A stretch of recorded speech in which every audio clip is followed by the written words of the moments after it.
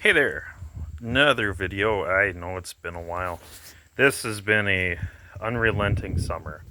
Over here in Wisconsin, it's been 80 to 90 some degrees all summer long, ever since the end of May, and now we're at the end of August.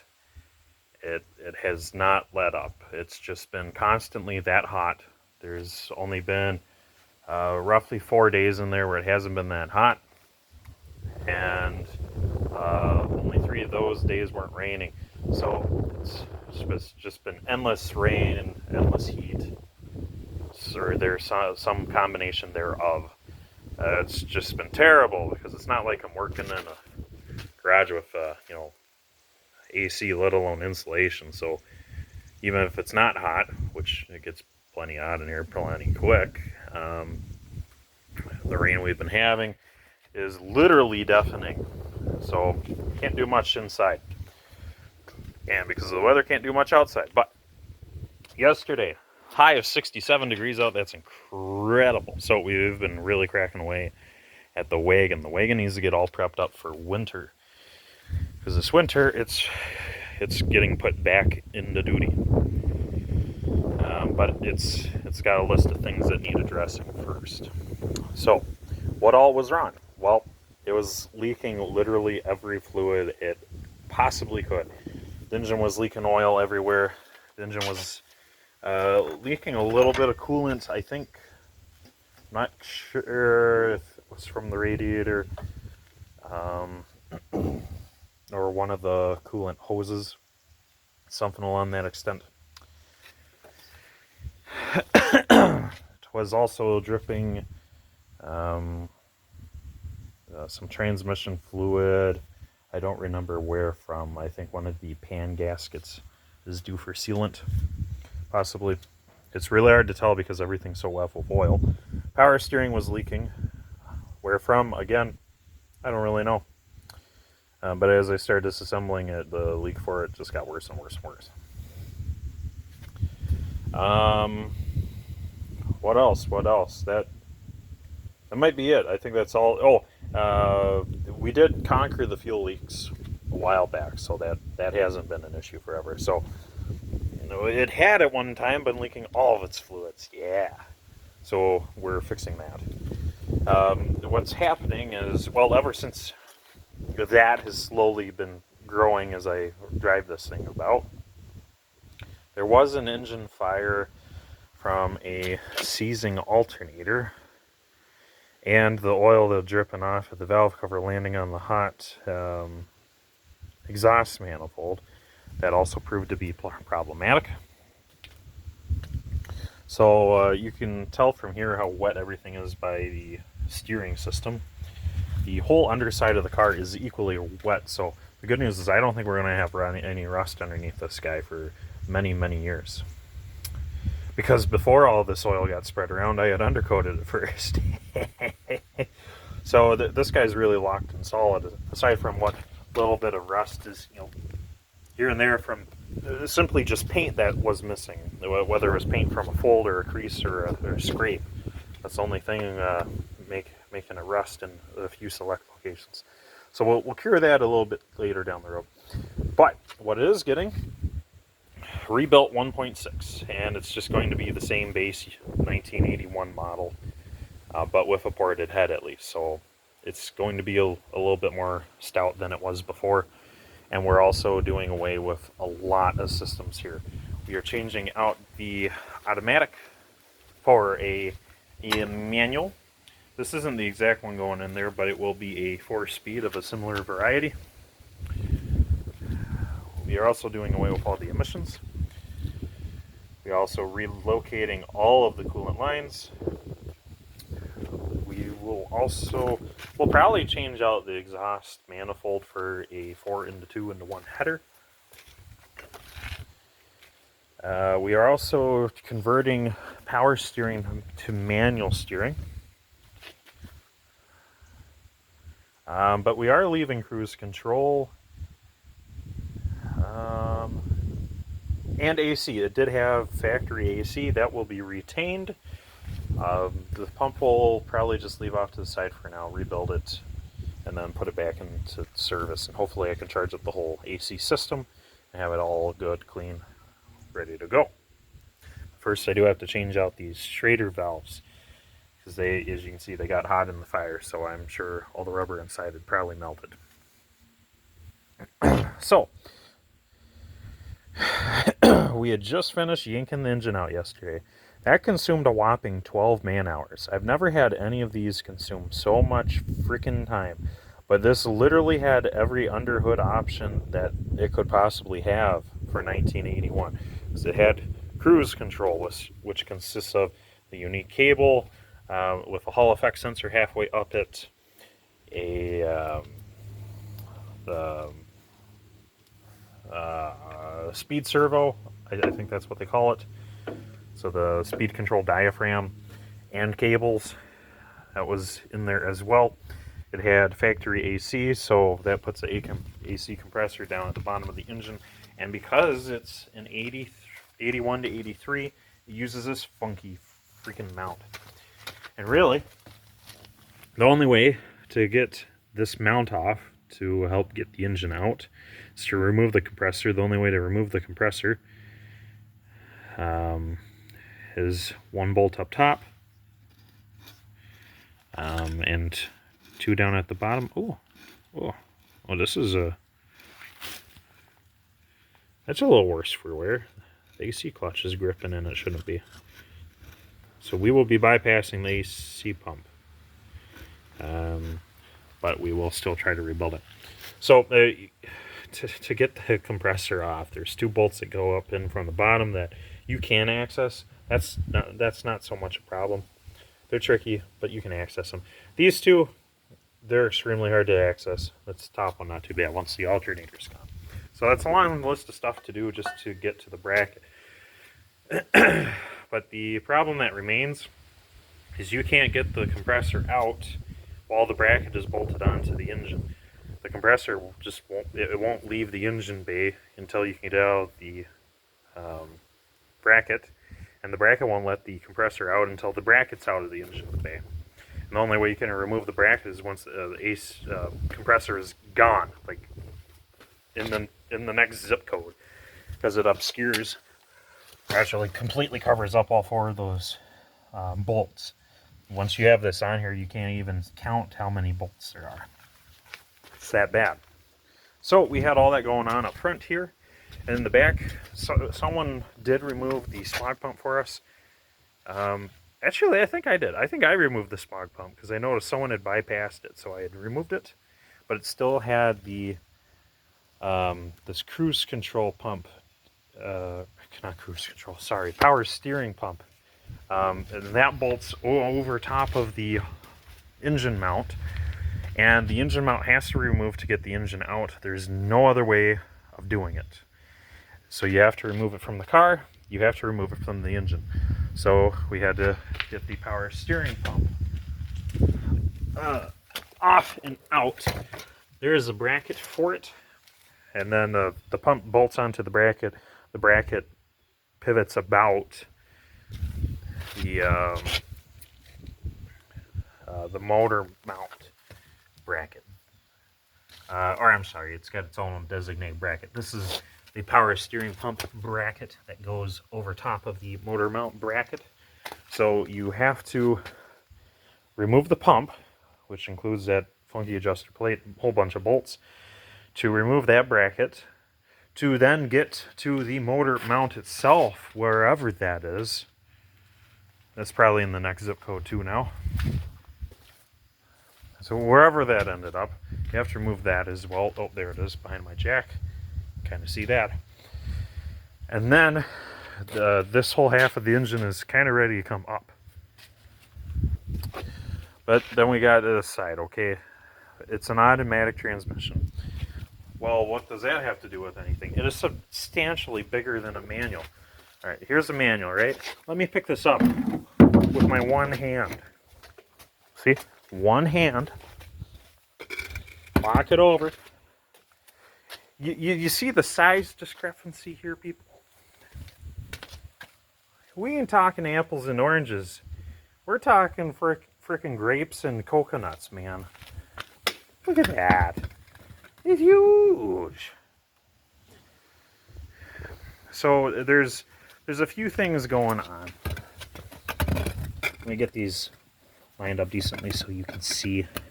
Now, the automatic transmission, it's not really wider left to right. That's not really an issue or the issue. So much as that the whole thing is just so bulky and heavy. That is the problem. The sucker weighs a good, I don't know, 40 or 60 pounds heavier than this. You saw me lift this with one hand. I couldn't do that with the automatic. It takes two hands and I still throw out my back.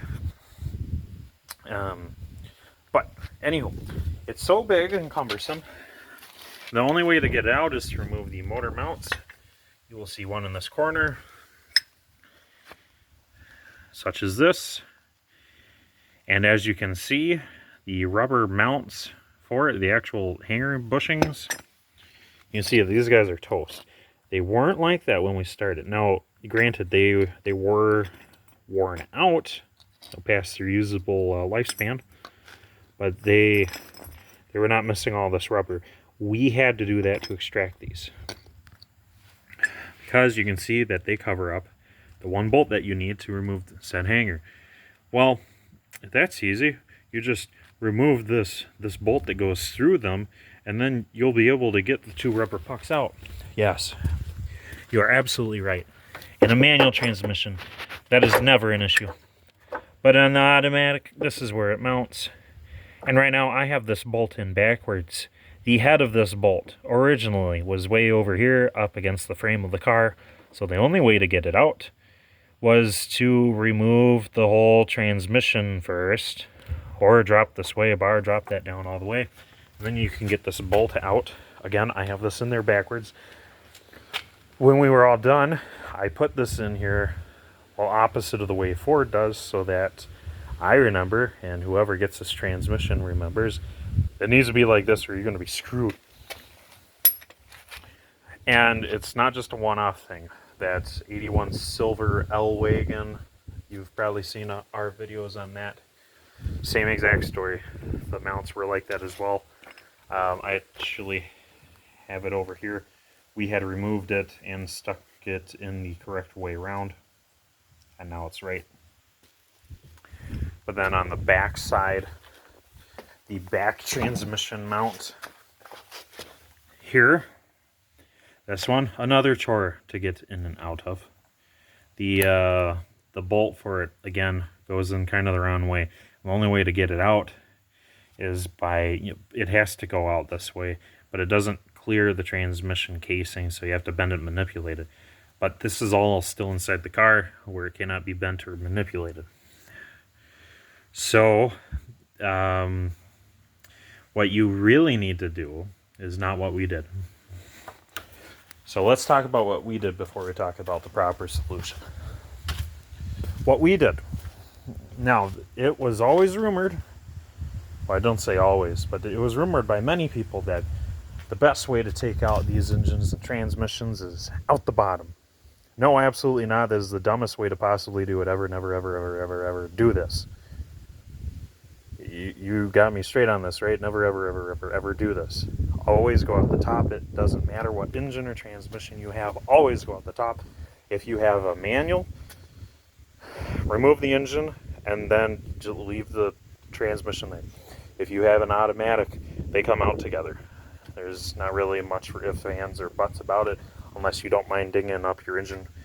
But more importantly, messing up the frame of your body real bad. So, if it's automatic, it all comes out the top together. There's no way of going around that. If you want to make your life easier, you could take the cylinder head off first, so that's just the block, and then you kind of only have this whole lower half of things. It's, just the same level as the transmission here.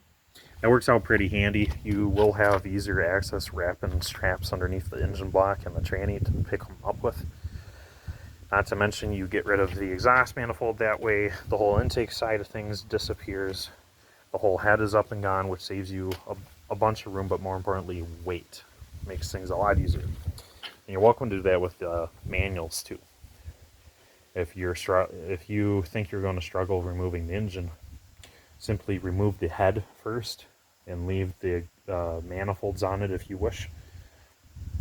For sure, the intake manifold. That's a whole lot of chore if you're trying to remove that in the car. So just remove the whole head, then all that's left is the block and the transmission. Separate the manual from the block, away you go. Come out the top. Please, dear God, please only come out the top. You never, ever, ever, ever, ever, ever want to go out the bottom. We, yesterday, went out the bottom. What does that entail? Well,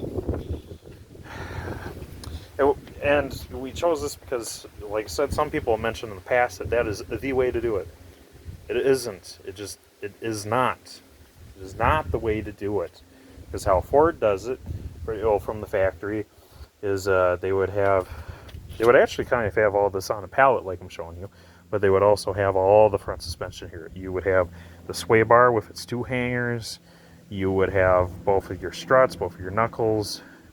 You might even have your all of your brakes pre-assembled and hubs assembled, ready to go into the car.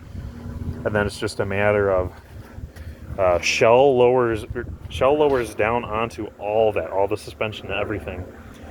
And then you install your control arms and your sway bar to the body. You hook up your motor mounts.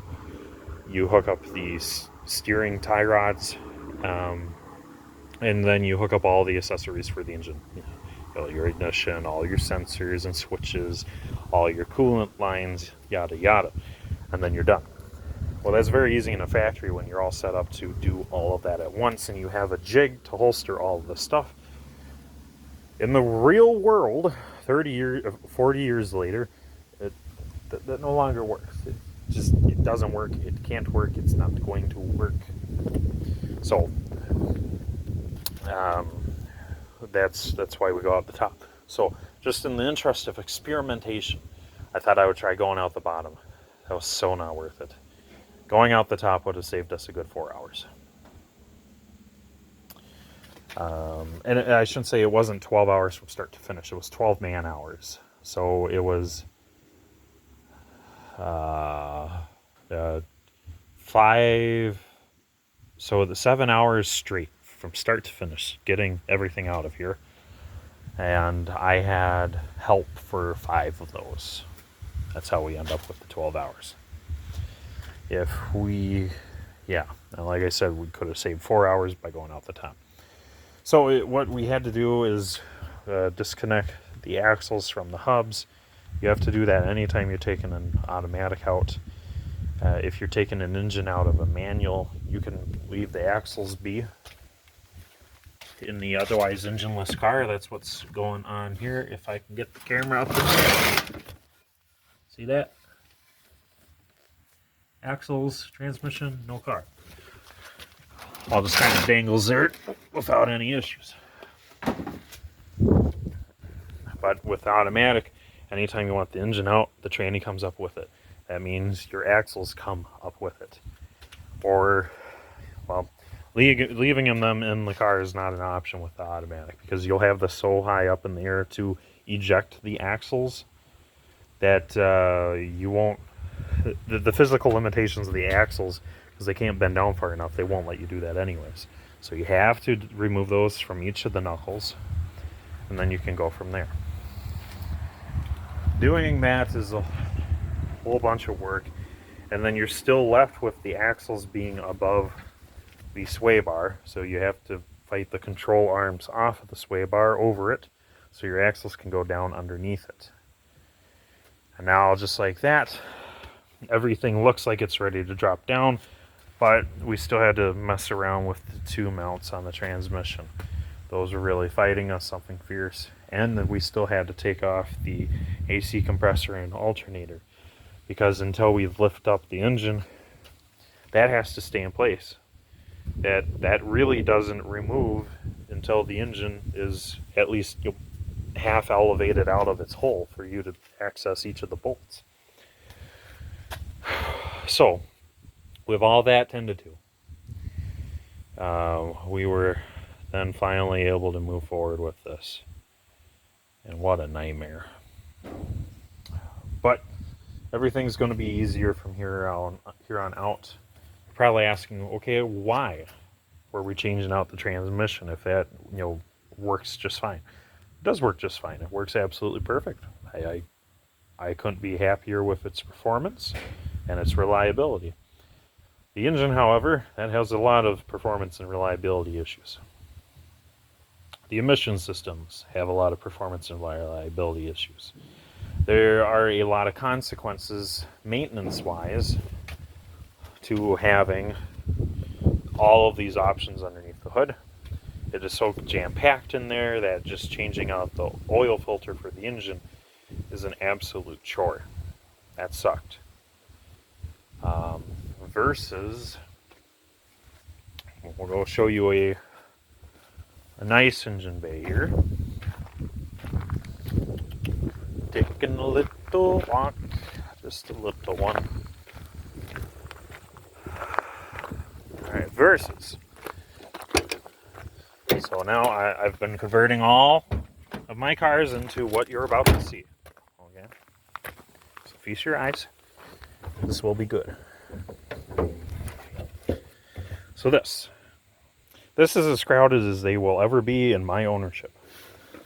Up front we do have a high alternator because we do have an AC compressor in the bottom. Not many of my cars are factory AC to have this. And I only have one dealer AC, and it's slightly different but comparable. See all that open space there? That's where a power steering pump and smog pump would have been. They are no longer there. And if I stick the camera down in here, you can see the white shiny oil filter.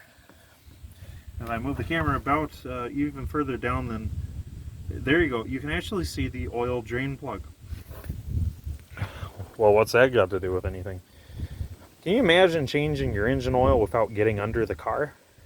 That's literally how these are now. If you really wanted to, you could undo that oil drain from up top. But what I do is I simply stick my arm underneath the wheel well. I slide my drain band down there. I loosen that plug, remove the plug, oil drains out, and then from up top, whether it be from that opening or depending on what year and engine options you have, you can change out the oil filter from this side right there. Plenty of room that the factory car never would have had, even if it didn't have power steering, didn't have AC, didn't have cruise control, none of that. You'd have unhindered access to it. But because of how the factory setup is, they have a whole bunch of coolant lines routed back there. They have all these emissions back there. If you have the automatic, you have all this extra mass part of the transmission back there. Yada yada yada. There's so much back in here getting in the way of you even just touching the oil filter. Not to mention the power steering system, should you have that. So we were getting rid of all of that by making the swap to manual. You want to know how complicated the manual thing is? It's here. There's a clutch cable that goes from this little arm through that hole, through the firewall. There's an electric switch down here. That's it. That's it. If you have a manual transmission, this is all you will see underneath the hood. As far as that, versus all of this. You have all this bulky mass, all the smog pump crap, relocation crap, throttle kickdown stuff, everything of that nature that does not need to be there. So, letting it go. Other reasons why, we're shedding a lot of weight. That's going to help our performance and fuel economy. Remember, these cars were only 2,100, 2,200 pounds, somewhere in there. Maybe even as much as 2,250, depending on the options. So just from that weight alone, every 50 pounds you use or every 50 pounds you add or subtract will significantly affect its performance. Not just, like straight line performance, but it's also fuel efficiency too. So we remove, like just switching the transmissions, like I said, that's going to be good for 40, 60, maybe even 80 pounds. It's a bunch. Also, there's less maintenance involved with the manual. Every so often, change the fluid. On the automatic, we have a lot more places for leaks. We now have 2 hoses that go over to the radiator, which I have out of sight. Here's another one for reference. On the other side, the other plastic tank will have 2 bungs for those ATF cooling lines. So we have those to tend to that have potential to leaks at every single joint. You're adding a lot of joints, a lot of places where leaks can develop versus the manual. You have 3. I'm sorry, 4. Output shaft, so we're at 2. Input shaft, 3. And then you have a shift shaft, 4. That's it. Everything else doesn't exactly leak. Breather, it don't leak. The reverse switch, unless you smash with something, it doesn't leak. They're kind of one and done solutions. That's how those go.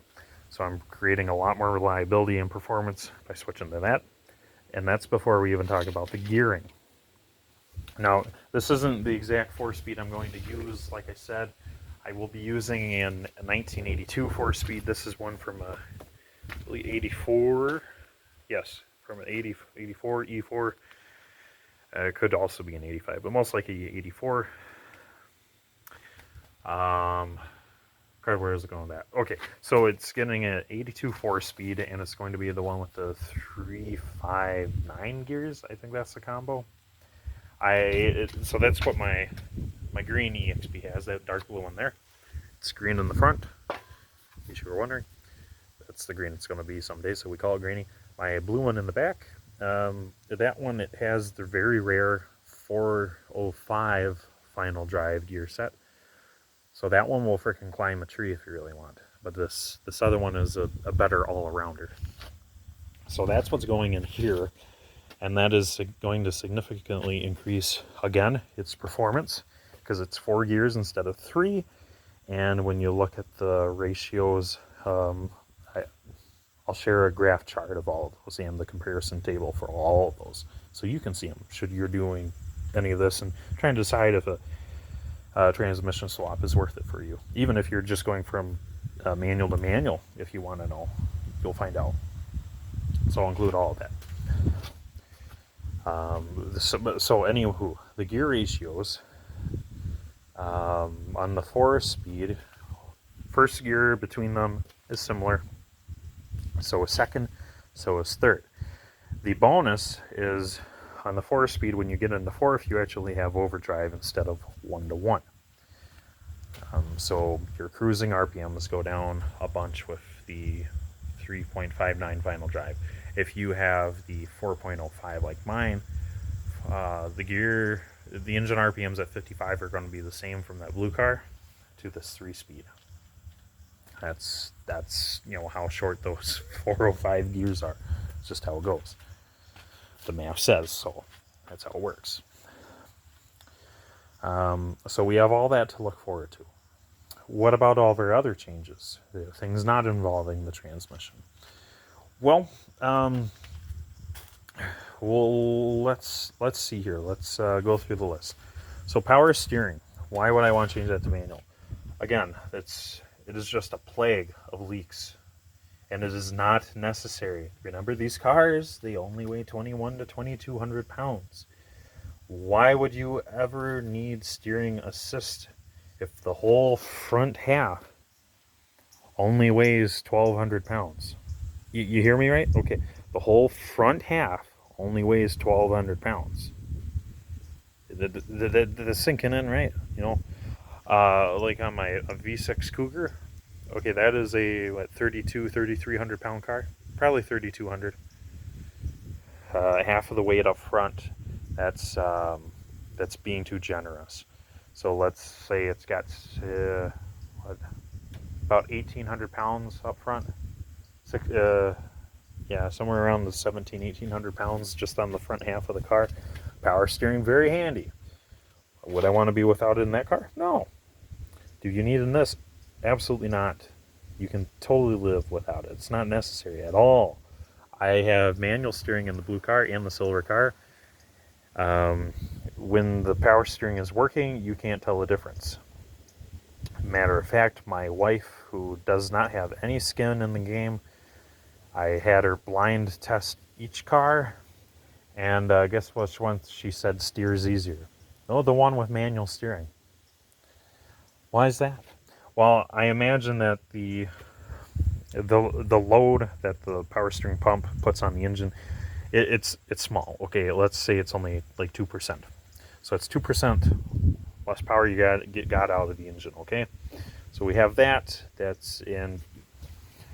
You need the front tires to roll forward for the steering to become significantly easier. So that's hurting. The power steering adds a lot of weight. All that extra weight up front, that makes it harder to steer. Now, the power steering rack also has a different ratio. I believe the ratio is higher. I think that's how I should be saying it. Meaning the power steering has less turns to lock than the manual one. So the manual one from lock to lock is I believe 3.5 turns. But on the power steering, it's like 2.8. So it's only less turns from lock to lock. So this turns faster, but it turns harder because it's geared to be taller. Okay, so there's that too. So a lot of its effective force, it's the actual physical outcome, what you can identify as you're turning the wheel as power assist, is being wasted on its own butt. It's being wasted on its gearing, it's being wasted on its weight, it's being wasted on a small amount of power loss it's consuming. So we have all that to look forward to.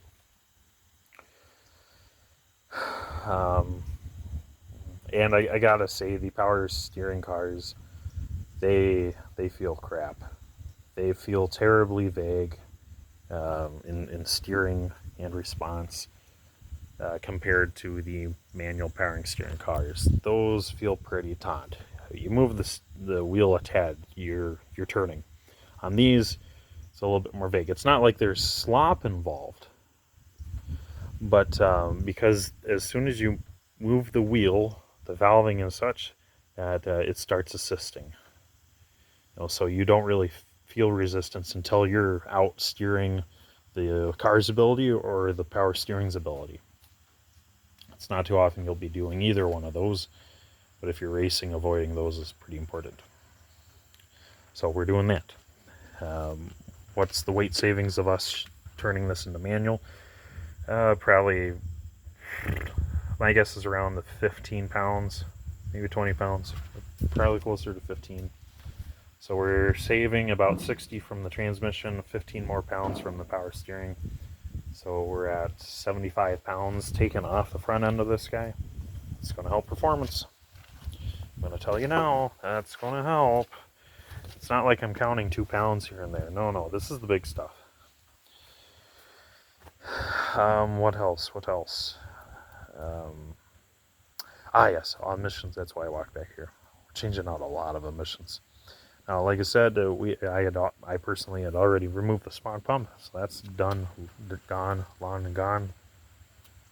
But the rest of the system still remains. We have that smog pump valve, and then some hard lines going in and out of it, some rubber hoses going in and out of it. None of that staying. I don't need any of that. The smog pump alone, we'll show you what those look like. I have a whole box full of nothing but smog pump systems here. Just this little valve set and 2 of the metal lines. Sometimes you'll have 3 or 4. Those alone, that's about 10 pounds there. You also have a corrugated pipe that comes over to this breather apparatus thing. That's another 1 pound on top of everything else. And then the pump itself. Pumps themselves are fairly heavy. They're each good for about 10 pounds. On top of their other stuff, like the mounting brackets, the bolts for the bracket, yada yada yada. So us just getting rid of all the smog pump stuff. What are we figuring here? About 35 pounds. And we haven't even talked about the catalytic converter. Catalytic converter. Get rid of that, you're shedding another 10, 15, probably 10 or 15 pounds. Let's be conservative, say 10. So 10 pounds plus our 45 pounds plus the 75 we've yanked from the rack and the transmission. What else? Tubular header. We're going with the tubular header. So one of those guys, that too, is going to save us another, I think, roughly 10 pounds. So, what crap, 85 pounds now? I think that's right. Oh, and then the final piece of resistance. There is bracketry on these, well, all of the 1.6s. Any of the ones with the steel oil pans, which is every 1.6 and 0.19s. They all have a number of steel brackets that go from the engine block down to the transmission. And there's, like, you would think that it's further support for the engine to the transmission. That's not. The sole purpose is for hard coolant lines going underneath the engine. We have left a couple on for now. There's one. Here's another. And those add up to a little bit of weight. Not much, but a little bit. But that steel bracket, it's very thick. It's very heavy. One of these guys. Here's actually a pile of those hanger brackets and hard pipes, hard lines. This bracket itself is about 10 pounds. A couple pounds for the hard lines. So now we've removed a little bit more than 100 pounds from this guy, and we haven't even talked about adding power to it. So that's 300 pounds, not to mention that's a whole lot less, like a very long list of stuff that is going to not be leaking or vacuum leaking your vehicle. And with all that gone out of the way, it's going to make changing your fluids a heck of a lot easier. I swear. It's so much nicer. And one thing we did too is we had also already changed out the mechanical fuel pump for the electric one. The mechanical fuel pump was bad, as many of them are. Even my new old stock ones have proven to be unreliable. So I'm slowly converting every single car to electric fuel pump. Yeah, because I'm tired of dicking around. Oh, and the next thing, I don't have it here with me, dang it. It's in my wife's car while she's at work. New starter. All these cars, they are now getting the Tempo Topaz starter. So it bolts right in the same place. It has the same teeth count. It has all the same geometry. Perfect. 10 out of 10. But get this. It's smaller. It's lighter. It has an integrated solenoid. It draws less amps. And because of all of that, it resists getting hot much better. So it's not prone to seizing when hot.